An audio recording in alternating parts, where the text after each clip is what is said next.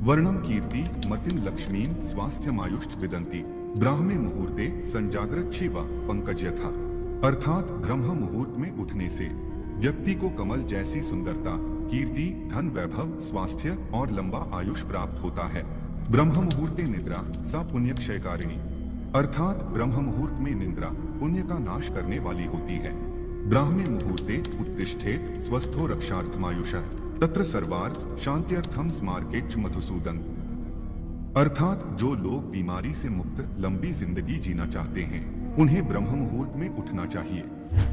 हमारी सनातन संस्कृति में बताया गया यह ब्रह्म मुहूर्त चमत्कारिक पल या अमृत वेला, सूर्योदय से ठीक 96 मिनट पहले का वह चमत्कारिक समय जिसका ठीक से उपयोग करना अगर आप लोगों को आ गया तो कुछ ही समय के पश्चात आपके जीवन में आए परिवर्तन को देखकर आप दंग रह जाएंगे और आप अपने किसी भी लक्ष्य को इतनी आसानी से पालेंगे जिसके बारे में आपने कभी सोचा भी नहीं होगा।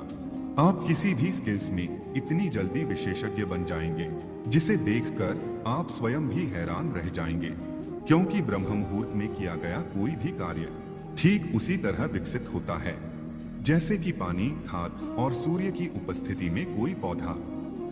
इसीलिए इस समय को द क्रिएटर हवर भी कहा गया है और यह कोई जादू टोने की या अंधविश्वास की बात नहीं है, लेकिन ब्रह्म मुहूर्त के इस प्राचीन तथ्य को विज्ञान ने भी स्वीकार किया है। 30 सेकंड में मुझे नींद आ जाती है, 30 सेकंड में, और सुबह जब मेरा उठने का समय होता है ठीक उसी समय उठता हूँ। मेरा जो रूटीन है रात को जल्दी सो जाना, उसके बाद सुबह उठना 4 बजे मैं उठ जाता हूँ। डिस्कशन और प्लानिंग सुबह 3 से 6 के बीच में आप इतना करके देखिए, आपके घर से तकलीफें दूर चले जाएंगी, लड़ाइयाँ दूर चले जाएंगी, डिप्रेशन दूर चला जाएगा, सारी मुसीबतें खत्म। Wahlberg wakes up at 2:30 a.m. Michelle Obama is at the gym at 4:30. Tim Apple wakes up at 3:45. Dwayne The Rock Johnson is bold. ब्रह्म मुहूर्त को हमारे शास्त्रों जैसे कि वेद, पुराण और उपनिषद में बहुत महत्वपूर्ण जगह दी गई है। यह हम आपको मनुस्मृति से दिखाते हैं। ब्राह्मे मुहूर्ते बुद्धेत धर्मार्थो चानु चिंते कायक्लेशाष्ट तन्मूलान वेद तत्वार्थमेव च, अर्थात ब्रह्म मुहूर्त में उठकर हमें ध्यान यानी कि मेडिटेशन और वेदों का ज्ञान लेना चाहिए। अब आप सोचो कि इतना कठिन कहा जाने वाले वेदों के अध्ययन को महर्षि मनु ने ब्रह्म मुहूर्त के समय ग्रहण करने को कहा है, तो इसके पीछे एक बहुत बड़ा कारण रहा होगा। और हाँ, सच में इसके पीछे बहुत बड़ा कारण है। और सनातन धर्म के साथ साथ दूसरे धर्म के लोगों ने भी इस समय को प्रार्थना, धार्मिक अध्ययन, ध्यान, मनन, चिंतन और आयोजन के लिए महत्वपूर्ण माना है। तो अब हम आपको यह बताएंगे कि इस समय के दौरान ब्रह्मांड में ऐसा क्या होता है जो ब्रह्म मुहूर्त के समय को इतना पावरफुल बनाता है। पहला है अच्छे मुहूर्त से शुरुआत। हम हमेशा अपने शुभ कार्यों की शुरुआत मुहूर्त देखकर ही करते हैं, जैसे कि शादी करना, गृह प्रवेश करना आदि। तो फिर हम अपने महत्वपूर्ण दिन की शुरुआत एक अच्छे मुहूर्त से क्यों ना करें। लेकिन मुहूर्त किसे कहा जाता है? एक मुहूर्त 2 घड़ी का होता है। 1 घड़ी बराबर 24 मिनट और 2 घड़ी बराबर 48 मिनट और 48 मिनट बराबर 1 मुहूर्त और 24 घंटे के एक दिन में ऐसे 30 मुहूर्त होते हैं, जिसकी सूची हम आपको दिखाते हैं। इसमें 29वें क्रम का मुहूर्त है ब्रह्म मुहूर्त। और ज्ञान प्राप्ति के लिए, ब्रह्म प्राप्ति के लिए, लक्ष्य प्राप्ति के लिए और अपने सर्वांगीण विकास के लिए यह ब्रह्म मुहूर्त बहुत ही अनुकूल समय है।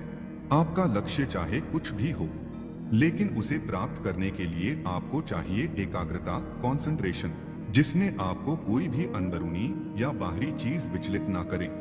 और ऐसी एकाग्रता में, पूरे लय में, स्टेट ऑफ फ्लो में आप जो भी कार्य करेंगे वह कार्य एक्स्ट्रा ऑर्डिनरी होगा।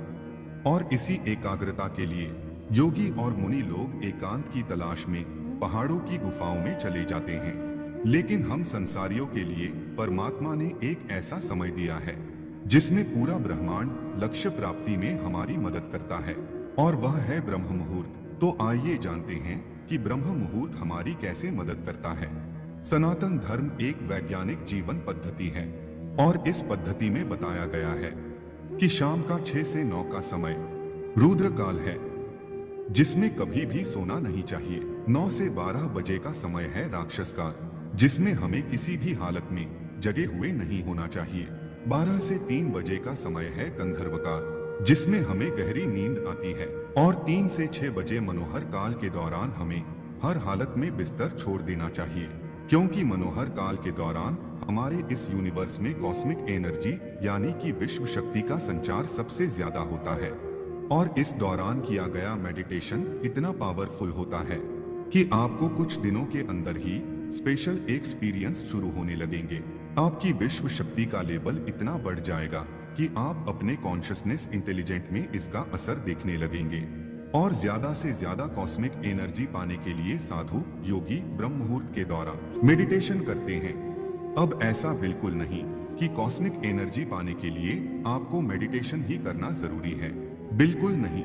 अगर इस समय के दौरान कंसंट्रेशन के साथ किया गया कोई भी काम, चाहे वह पढ़ाई हो, प्लानिंग हो या मेडिटेशन हो या कुछ भी हो, उस काम के रिजल्ट आपको एक्स्ट्राऑर्डिनरी ही मिलेंगे।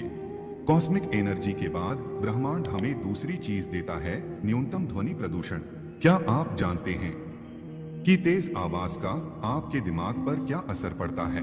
अगर नहीं जानते तो आज जान लीजिए।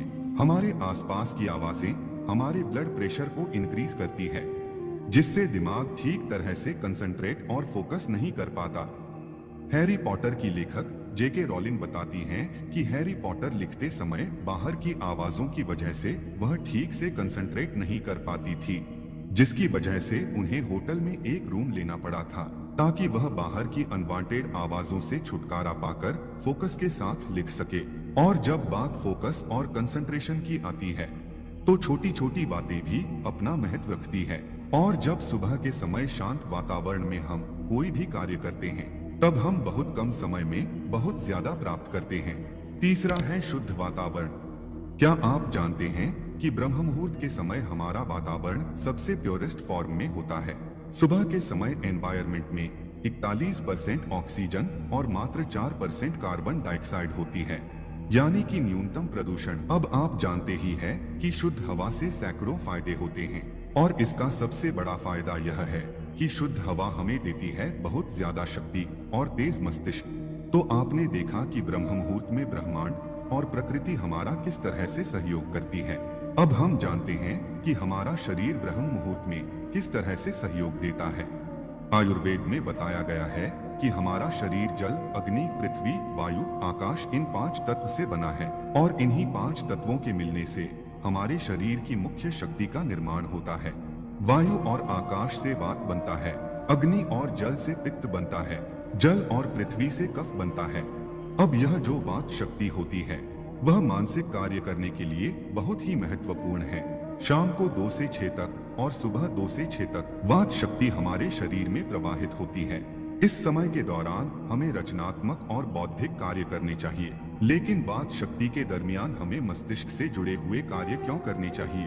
तो यह जो वात शक्ति होती है वह हमारे शरीर के एक ऐसे चक्र से जुड़ी हुई है जो आध्यात्मिक चेतना को बढ़ाता है, जो हमारी भावनाओं को भक्ति, शुद्ध ईश्वर प्रेम और निष्ठा की ओर मोड़ता है, जिसका प्रतीक हिरण है, जो अत्यधिक ध्यान देने और चौकन्नेपन का बोधक है। और सबसे खास बात, इस चक्र के देवता शिव और पार्वती हैं। शिव चेतना और पार्वती प्रकृति की प्रतीक हैं, जिससे हमें ब्रह्म का ज्ञान होता है। और इस चक्र का नाम है अनाहत चक्र। और जब ब्रह्म मुहूर्त में वात शक्ति हमारे शरीर में प्रवाहित होती है, ऐसे समय हम कोई बौद्धिक कार्य करते हैं, तो यह अनाहत चक्र भी अपना प्रभाव दिखाना शुरू कर देता है। अनाहत चक्र का रंग हल्का नीला आकाश का रंग है। अनाहत का समान रूप तत्व वायु है। वायु प्रतीक है स्वतंत्रता और फैलाव का, और आकाश प्रतीक है अनंतता का, जो हमारी रचनात्मकता को, हमारे ज्ञान को अनंत तक फैलाने में मदद करता है। अनाहत चक्र से उदय होने वाली दूसरी शक्ति संकल्प शक्ति है, जो इच्छा पूर्ति की शक्ति है। आपका अनाहत चक्र जितना अधिक शुद्ध होगा, उतनी ही शीघ्रता से आपकी इच्छा पूरी होगी। अच्छी गहरी नींद के बाद ब्रह्म मुहूर्त में मस्तिष्क अपेक्षाकृत ज्यादा शांत और क्रियाशील होता है। यह एक ऐसा समय है जब ब्रह्मांड और हमारा शरीर दोनों ही सकारात्मक ऊर्जा से भरपूर होते हैं। हमारा शरीर प्रकृति के बनाए नियमों के अनुसार चलना चाहिए। पानी में भी जब हम पानी की धारा के साथ तैरते हैं तो आसानी से तैर पाते हैं, और धारा के विपरीत दिशा में तैरेंगे तो तैरने में काफी ज्यादा जोर लगाना पड़ेगा।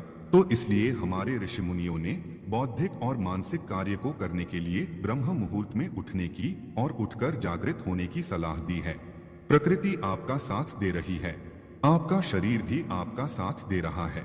बस आपको जरूरत है प्रकृति और शरीर को साथ देने की। मित्रों, आपको हमारी यह प्रस्तुति पसंद आई है तो कमेंट में हर हर महादेव जरूर लिखें और लाइक भी